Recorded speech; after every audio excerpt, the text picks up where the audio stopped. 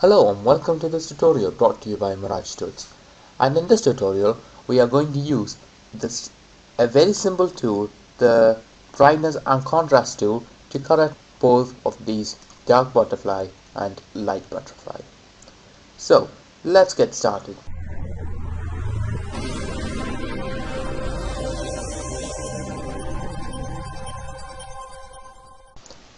First of all, we need to bring out more highlights in this image, and we need to bring out more shadows in this image. So first of all, we need to increase the brightness and contrast for this. So let's use one of the very simple tool, the brightness and contrast tool. You can find it in the images adjustments, and first one, the brightness and contrast. There we can increase or decrease the brightness and also the contrast, increase or decrease it. Also, make sure this preview is checked on so that you can see a live preview of it, and make sure this is checked off. This use legacy is checked off, since using the legacy will take it back to 2.0 and before, and people hate it. Then I'll show you why in a bit. So let's go ahead and increase the brightness to about 100. Yeah, that looks pretty good. And also the contrast of 2. Oh, that's a bit too much, so let's take it a bit further down to, yeah, around 50 should be good. And that looks really good. We've brought more highlights in, and we've also increased the contrast of it. So now let's try the legacy. Remember, 151. Using the legacy, whoa, it's just way too washed out. That's why people hated it with in 2.0 and before, but now it's not a problem. Well, as I just demonstrated this to you, it's brilliant. However, there is one problem with what we just did. We can only undo that change.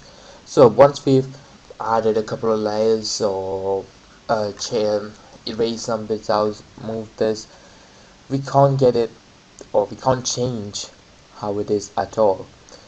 Only option is to go in the history panel and choose this brightness and contrast, but it's gonna erase everything else we did after that. So that is a bit of a problem. So let's go into this light butterfly, and let's see how we can add an adjustment layer so that we can change it in the future.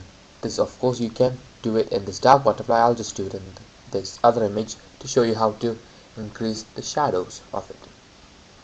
So let's get adjustment panel open. If it is not on your sidebar, then you can simply go to your Windows and select adjustments, and it'll come up. So here we got 3 sessions here, as you can see.